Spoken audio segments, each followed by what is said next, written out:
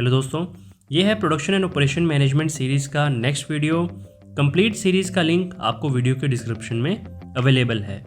तो इस वीडियो में हम डिस्कस करेंगे सबसे पहले फैसिलिटी और प्लांट लोकेशन का मीनिंग, देन इसकी इम्पोर्टेंस, फैक्टर जो अफेक्ट करते हैं फैसिलिटी और प्लांट लोकेशन को, एंड देन कौन कौन से मेथड हैं जिससे हम प्लांट लोकेशन का एनालिसिस कर सकते हैं। अगर आपको इस वीडियो में किसी पर्टिकुलर टॉपिक को देखना है, जैसे कि इम्पोर्टेंस ऑफ प्लांट लोकेशन, तो वीडियो के डिस्क्रिप्शन में आपको उसका टाइम स्टैम्प दिया गया है, जिसकी हेल्प से आप वीडियो के उस पार्ट को देख सकते हैं जो आप देखना चाहते हैं। इसके अलावा आप प्रोडक्शन एंड ऑपरेशन मैनेजमेंट की इस पीडीएफ बुक को परचेज कर सकते हैं।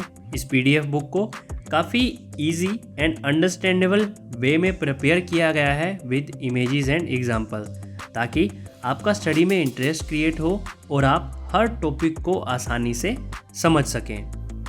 तो इस पीडीएफ बुक का परचेज लिंक आपको वीडियो की डिस्क्रिप्शन में अवेलेबल है, जहां से आप इसे परचेज कर सकते हैं। सबसे पहला है मीनिंग ऑफ फैसिलिटी और प्लांट लोकेशन। सिंपल वर्ड्स में अगर हम कहें तो प्लांट लोकेशन का मतलब वो एरिया या लोकेशन है जहां फर्म या कंपनी अपना प्लांट सेटअप करने वाली है। मीनिंग को और ज़्यादा इफेक्टिव बनाने के लिए आप ये कह सकते हैं कि फैसिलिटी और प्लांट लोकेशन का मतलब है ये डिटरमाइन करना कि कंपनी और फर्म के प्लांट की लोकेशन कहाँ होनी चाहिए, ताकि वो ज़्यादा से ज़्यादा इकोनॉमिक बेनिफिट्स ले सकें और अपनी एक्टिविटीज़ को ज़्यादा इफेक्टिवनेस के साथ परफॉर्म कर सकें। इकोनॉमिक बेनिफिट्स का यहाँ पे मतलब है सस्ता और क्वालिटी का रॉ मटेरियल, ट्रांसपोर्ट की अवेलेबिलिटी, मार्केट के नियर हो, अच्छी मैन पावर अवेलेबल हो, एक्सेट्रा। तो नए एंटरप्राइज के केस में ये डिसीजन काफ़ी इंपॉर्टेंट होता है, क्योंकि वो मार्केट में नई है और उसे एक्सपीरियंस नहीं है। डिसीजन एग्जिस्टिंग कंपनी के लिए भी काफ़ी इंपॉर्टेंट होता है, लेकिन वो काफ़ी टाइम से मार्केट में है, तो उसे अच्छा एक्सपीरियंस होता है कि कैसे उसे एक अच्छा फैसिलिटी लोकेशन पिक करना है। लेकिन नई एंटरप्राइज जो कि मार्केट में नई है, उसके लिए ये डिसीजन सबसे ज़्यादा इंपॉर्टेंट होता है। जैसा कि आप इस इमेज में देख सकते हैं, ये एक एग्जाम्पल है जिसमें इंडिया में टाटा मोटर के प्लांट की लोकेशन बताई गई है।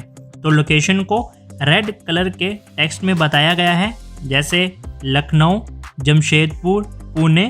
तो जितने भी रेड कलर में आपके टेक्स्ट हैं, ये सारे लोकेशन हैं टाटा मोटर प्लांट की। नेक्स्ट है इम्पोर्टेंस ऑफ फैसिलिटी और प्लांट लोकेशन। इसमें हम ये देखने वाले हैं कि क्यों एक ऑर्गेनाइजेशन, कंपनी या फर्म के लिए प्लांट लोकेशन का डिसीजन लेना इतना इम्पोर्टेंट होता है। तो इम्पोर्टेंस में हम ये 5 पॉइंट डिस्कस करेंगे, तो चलिए वन बाय वन इन्हें डिटेल में स्टडी करते हैं। सबसे पहला है nature and size of business.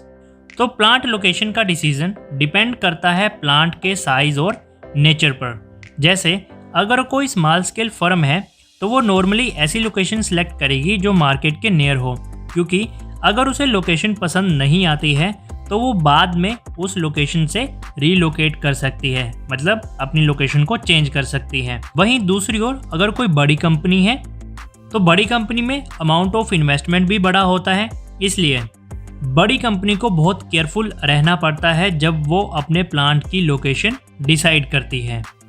Second है production technology and cost structure. Plant की लोकेशन ये डिसाइड करेगी कि मैनेजमेंट किस तरह की प्रोडक्शन टेक्नोलॉजी अडॉप्ट करती है और उसका कॉस्ट स्ट्रक्चर क्या होगा। एग्जाम्पल के लिए अगर मैनेजमेंट अंडर डेवलप्ड कंट्री में अपना प्लांट इंस्टॉल करती है तो वो लेबर इंसेंटिव प्रोसेस को चूज करेगी, क्योंकि इससे कंपनी के पास लो कॉस्ट लेबर का बेनिफिट अवेलेबल रहेगा। थर्ड है कस्टमर सर्विस। कंपनी की प्लांट लोकेशन का इफेक्ट कंपनी की कस्टमर को क्विकली और स्पीडली सर्व करने की एबिलिटी पर भी पड़ता है। एग्जाम्पल के लिए अगर हम डेयरी मिल्क प्रोडक्ट की बात करें तो ये डेली बेसिस पर कस्टमर को डिलीवर किए जाते हैं। इस केस में प्लांट की लोकेशन मार्केट के नियर होनी चाहिए, ताकि मिल्क प्रोडक्ट को टाइम पर डिलीवर किया जा सके। फोर्थ है कंपटीशन। प्लांट लोकेशन का सही डिसीजन लेने से कंपनी को ये इंपॉर्टेंस मिलती है कि ये कंपनी की हेल्प करता है कॉम्पिटिटिव एडवांटेज में। एक ऑप्टिमम लोकेशन मतलब जिसमें ट्रांसपोर्टेशन कॉस्ट कम हो, मार्केट के नियर हो और लो लेबर कॉस्ट हो। इससे कंपनी को हमेशा कंपटीटर के कंपैरिजन में ज़्यादा एडवांटेज मिलेगा। फिफ्थ और लास्ट है physical factors. Plant location decision की एक और इम्पोर्टेंस कंपनी को ये मिलती है कि ये कंपनी की हेल्प करता है दूसरे एस्पेक्ट्स पर वेटेज देने के लिए, कि मतलब जो भी हमारे दूसरे एस्पेक्ट हैं उन्हें भी इक्वली वेटेज दें, उनका भी ध्यान रखें जब भी हम प्लांट लोकेशन का डिसीजन ले रहे हैं। एग्जाम्पल के लिए heating, ventilation requirement, disposal of company waste etcetera. तो ये थी हमारी प्लांट लोकेशन डिसीजन की 5 इम्पोर्टेंस। नेक्स्ट टॉपिक है फैक्टर अफेक्टिंग फैसिलिटी और प्लांट लोकेशन। ऐसे कौन कौन से फैक्टर हैं जो प्लांट लोकेशन के डिसीजन को अफेक्ट करते हैं। फैक्टर अफेक्टिंग में हमें 8 पॉइंट कवर करेंगे, तो चलिए वन बाय वन इन्हें डिटेल में स्टडी करते हैं। फैक्टर अफेक्टिंग प्लांट लोकेशन का मतलब ये है कि वैसे तो कंपनी फ्री है, वर्ल्ड वाइड वो कहीं भी अपनी कंपनी लगा सकती है अगर वहाँ की गवर्नमेंट उसे ये अलो करती है, लेकिन फिर भी वो हर लोकेशन पर अपनी कंपनी नहीं लगा सकती है क्योंकि उसके पीछे काफ़ी फैक्टर्स होते हैं जो इफ़ेक्ट करते हैं। तो वही फैक्टर हम इसमें स्टडी करने वाले हैं कि ऐसे कौन से फैक्टर होते हैं जिसकी वजह से कंपनी अपना एक प्लांट लोकेशन का आइडिया ड्रॉप कर सकती है, या फिर जो उसे वो स्ट्रॉन्ग पावर देता है कि वो एक लोकेशन मतलब एक अल्टरनेटिव की बजाय एक बेस्ट ऑप्शन को चूज़ करें। सबसे पहला है availability of raw material. Raw material की अवेलेबिलिटी सबसे इंपॉर्टेंट फैक्टर है जब भी प्लांट लोकेशन का डिसीजन लिया जाता है।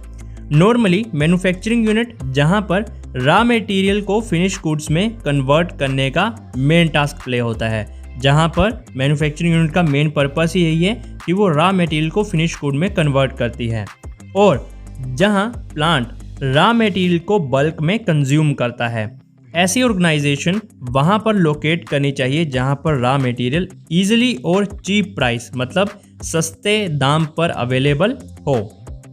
सेकंड है near to market. Plant location अगर मार्केट के नियर है तो ये कंपनी की डिफरेंट वे में हेल्प करती है, लेकिन अगर हम बिगर पिक्चर में बात करें तो ये कंपनी की हेल्प करती है ट्रांसपोर्टेशन कॉस्ट को रिड्यूस करने और हेल्प करती है कस्टमर को क्विक सर्विस रेंडर करने में।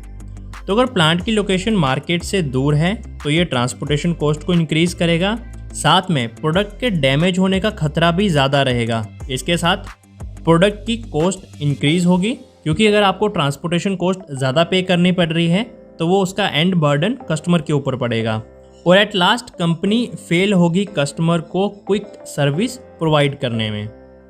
थर्ड है ट्रांसपोर्ट फैसिलिटी। ज़्यादातर ट्रांसपोर्टेशन का यूज़ रॉ मटेरियल और फिनिश गुड की ट्रांसपोर्टेशन के केस में किया जाता है। तो किसी भी ऑर्गेनाइजेशन या मैन्युफैक्चरिंग यूनिट को रॉ मटेरियल और फिनिश गुड के साइज़ और नेचर के अकॉर्डिंग एक सूटेबल मीडियम चूज़ करना चाहिए, और ये सूटेबल मीडियम क्या हो सकता है? रोड, वाटर, रेल और एयर। एक कंपनी को इस बात का ध्यान रखना होगा कि ट्रांसपोर्टेशन कॉस्ट के इंक्रीज होने पर प्रोडक्ट की कॉस्ट भी इंक्रीज होती है, तो कंपनी को जितना हो सके उतना ही कॉस्ट ऑफ ट्रांसपोर्टेशन को लो रखना चाहिए। फोर्थ है availability of labour and staff. Labour और स्टाफ की अवेलेबिलिटी दूसरा इंपॉर्टेंट फैक्टर है जो प्लांट लोकेशन के डिसीजन को इन्फ्लुएंस करता है। मैनेजमेंट को लोकेशन सेलेक्ट करते समय ये कंसिडरेशन में लेना चाहिए कि उस लोकेशन पर एडुकेट नंबर में लेबर और स्टाफ अवेलेबल हो जिसके पास स्किल और नॉलेज हो, और ये लेबर स्टाफ उसे रीजनेबल रेट पर अवेलेबल हो। फिर भी एक लेबर इंसेंटिव फर्म प्लांट की उस लोकेशन को सिलेक्ट करे जहां उसे good source of man power available हो। फिफ्थ पॉइंट है availability of fuel and power. हर ऑर्गेनाइजेशन में कंपनी को day to day functions perform करने के लिए फ्यूल और पावर की रिक्वायरमेंट होती है। मैन्युफैक्चरिंग यूनिट के केस में ज़्यादातर काम पावर और फ्यूल पर डिपेंड रहता है, तो अगर किसी कंपनी में कंटिन्यूस सप्लाई नहीं है पावर की तो उस कंपनी को काफ़ी प्रॉब्लम्स को फेस करना पड़ता है। इलेक्ट्रिक पावर कंटिन्यूसली अवेलेबल रहनी चाहिए, प्रॉपर क्वांटिटी में अवेलेबल रहनी चाहिए और रीजनेबल रेट्स पर अवेलेबल होनी चाहिए। सिक्स्थ है गवर्नमेंट पॉलिसीज़। जब भी कोई कंपनी लोकेशन सेलेक्ट कर रही है अपने प्लांट के लिए तो ये काफ़ी इंपॉर्टेंट हो जाता है कि मैनेजमेंट वहाँ की लोकल गवर्नमेंट पॉलिसीज़ को अच्छे से समझे। ये गवर्नमेंट पॉलिसीज़ क्या हो सकती हैं, जैसे कि licensing policy, institutional finance, government subsidies, government के बेनिफिट जो कि एसोसिएट हैं अगर आप यूनिट इस्टेब्लिश करते हैं अर्बन या फिर रूरल एरिया में। 7th है अवेलेबिलिटी ऑफ वाटर। वाटर काफ़ी नेसेसरी है सभी कंपनीज़ के लिए। इसकी रिक्वायरमेंट होती है ड्रिंकिंग या फिर सैनिटरी पर्पस के लिए।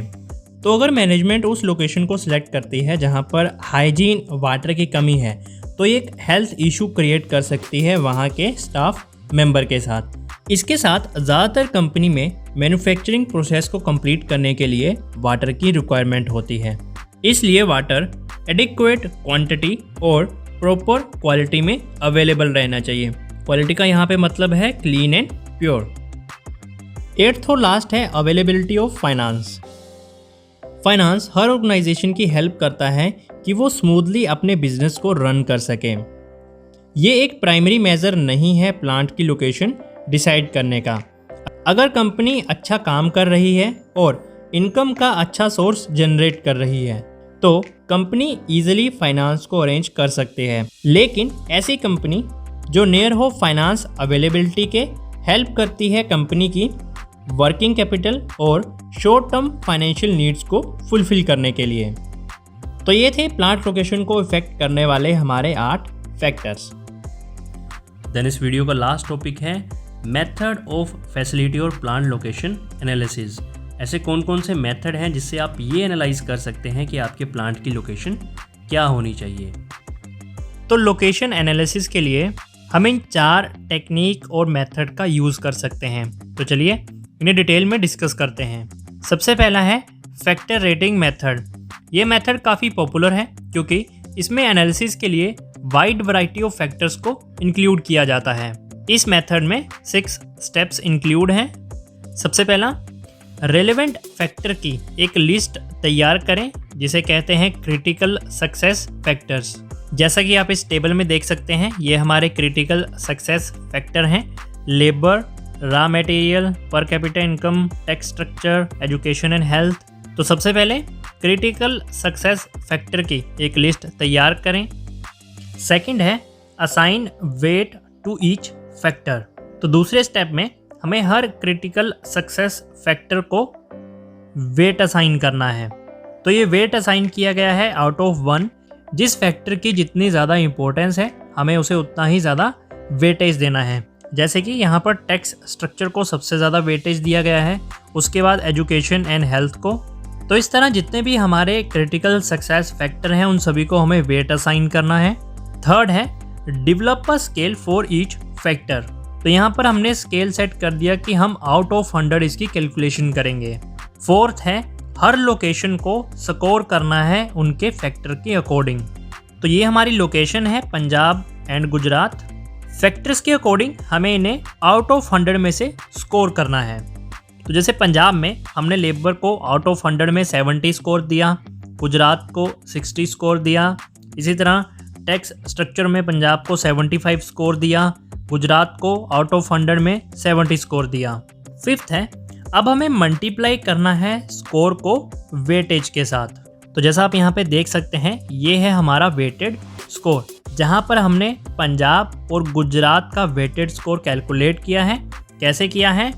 पंजाब के स्कोर को वेट के साथ मल्टीप्लाई किया, गुजरात के स्कोर को वेट के साथ मल्टीप्लाई किया, तो हमारा कैलकुलेशन ये निकल कर आया। देन इस कैलकुलेशन का जो भी टोटल रहता है वो हमें नीचे नोट डाउन करना है। देन 6th और लास्ट स्टेप है हमें उस लोकेशन को रेकमेंड करना है जो कि हाईएस्ट पॉइंट स्कोर करती है। तो वेटेड स्कोर के अकॉर्डिंग पंजाब लोकेशन है जो सबसे ज़्यादा स्कोर करती है। तो सबसे पहले हमने क्रिटिकल सक्सेस फैक्टर की लिस्ट बनाई, देन उन्हें वेटेज दी, देन लोकेशंस को स्कोर किया हमने आउट ऑफ 100 हमने एक स्केल सेट किया था। देन हमने इनका वेटेड स्कोर निकाला और जिस लोकेशन का वेटेड स्कोर सबसे ज़्यादा रहा उस लोकेशन को हमने सेलेक्ट किया। तो कंपनी की प्लांट की लोकेशन अब होगी पंजाब। सेकंड है ब्रेक इवन एनालिसिस। ये कॉस्ट वॉल्यूम एनालिसिस का मेथड है जो कि इंडस्ट्रियल लोकेशन को फाइंड आउट करने के लिए यूज़ किया जाता है। इस मेथड में 3 स्टेप्स होते हैं। फर्स्ट है हर लोकेशन की फिक्स और वेरिएबल कॉस्ट को डिटरमाइन करेंगे।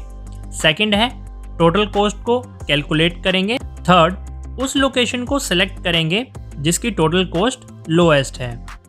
तो इस एग्जाम्पल की हेल्प से हम इसे और अच्छे से समझेंगे।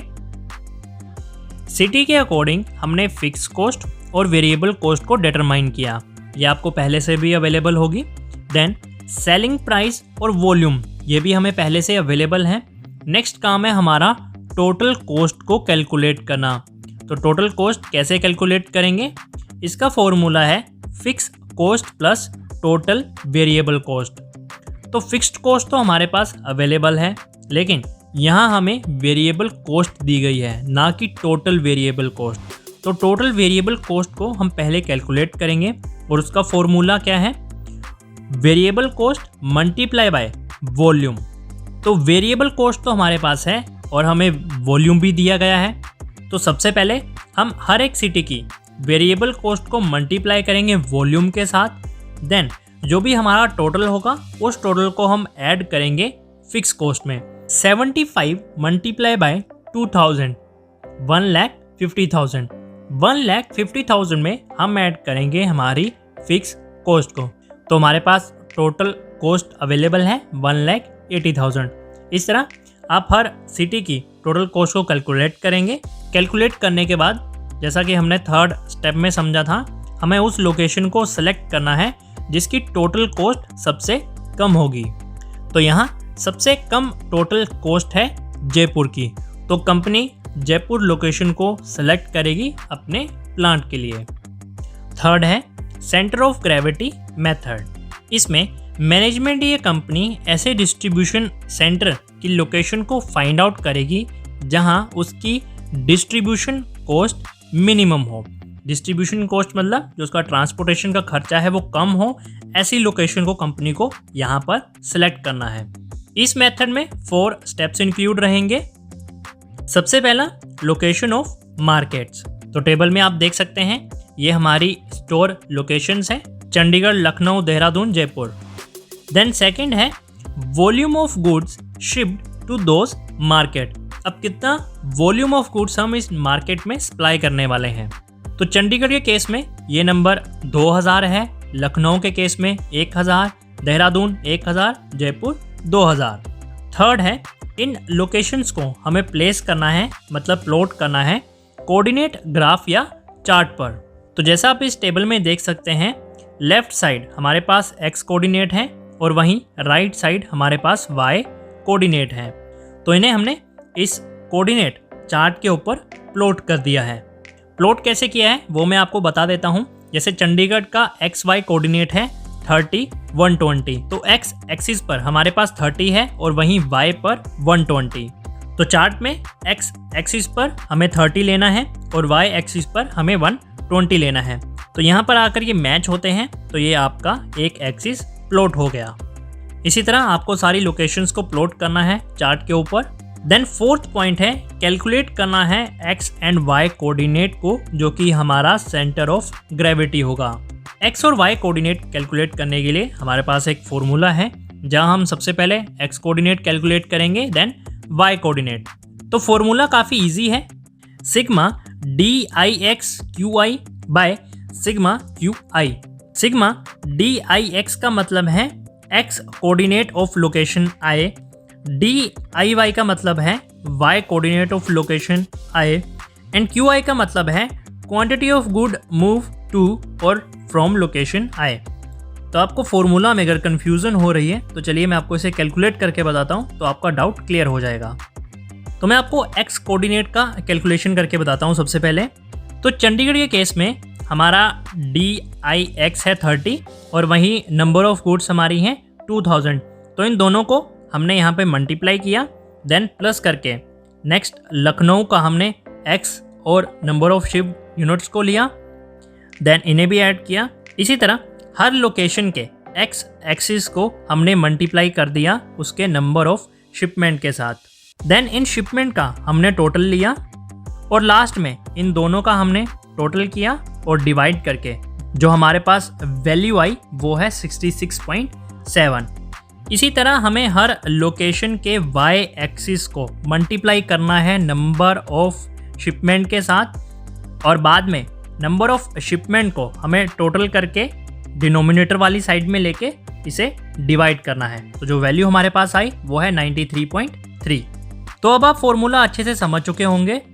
अपर साइड में हमने x कोऑर्डिनेट को मल्टीप्लाई कर दिया क्वांटिटी के साथ, और नीचे हमने सिग्मा मतलब होता है टोटल, तो टोटल लिया हमने क्वांटिटी का और इनको डिवाइड करके वैल्यू को कैलकुलेट किया। इसी तरह हमने y कोऑर्डिनेट में किया।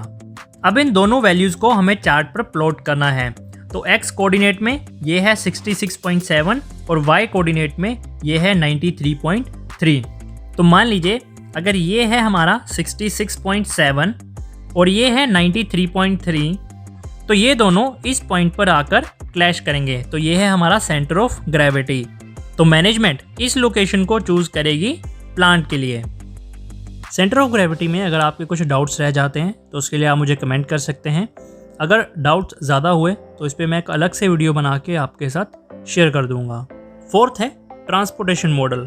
ट्रांसपोर्टेशन मॉडल में सबसे पहले हम उन अमाउंट को कैलकुलेट करते हैं जो शिप होने वाली है सेवरल सप्लाई पॉइंट से सेवरल डिमांड पॉइंट्स पर। तो जैसा कि आप इस टेबल में देख सकते हैं, राइट साइड हमारे पास सप्लाई है और वहीं लेफ्ट साइड है डिमांड। तो हम इस सप्लाई और डिमांड को इस टेबल के अंदर फिलअप करेंगे। इस वीडियो में मैं ज़्यादा डिटेल में इसे नहीं बताऊंगा क्योंकि इसकी कैलकुलेशन के 2-3 मेथड्स होते हैं, तो ये काफ़ी कम्प्लेक्स हो जाएगा और काफ़ी कन्फ्यूजन क्रिएट करेगा। तो मुझे कमेंट करके बता सकते हैं अगर आपको इसके न्यूमेरिकल क्वेश्चंस भी चाहिए कि कैसे इनके न्यूमेरिकल्स को हम सोल्व करते हैं, तो उस पर एक वीडियो बना के सीरीज़ के लास्ट में मैं आपको वो अवेलेबल करवा दूंगा। इसमें मैनेजमेंट का ऑब्जेक्टिव होता है टोटल प्रोडक्शन और शिपिंग कॉस्ट को मिनिमाइज करना। तो ऐसी लोकेशन जिसमें टोटल ट्रांसपोर्टेशन कॉस्ट मिनिमम होगी उसे सिलेक्ट किया जाएगा। तो ट्रांसपोर्टेशन मेथड प्लांट और फैसिलिटी लोकेशन को इवेल्युएट करने का one of the most effective technique और मेथड है। इस मेथड में मैनेजमेंट अटेम्प्ट करती है फर्म की डिमांड और कैपेसिटी को मैच करने, इसके साथ टोटल ट्रांसपोर्टेशन कॉस्ट को कम करने। तो जैसा मैंने आपको बताया, वो लोकेशन जिसकी टोटल ट्रांसपोर्टेशन कॉस्ट मिनिमम होगी वह राइट लोकेशन होगी प्लांट सेटअप के लिए। तो ये थी लोकेशन एनालिसिस की टेक्निक्स और मेथड। तो ये था वीडियो फैसिलिटी और प्लांट लोकेशन के बारे में। इसी तरह अगर आपको प्रोडक्शन एंड ऑपरेशन मैनेजमेंट की कंप्लीट सीरीज़ का लिंक चाहिए तो वो वीडियो के डिस्क्रिप्शन में अवेलेबल है।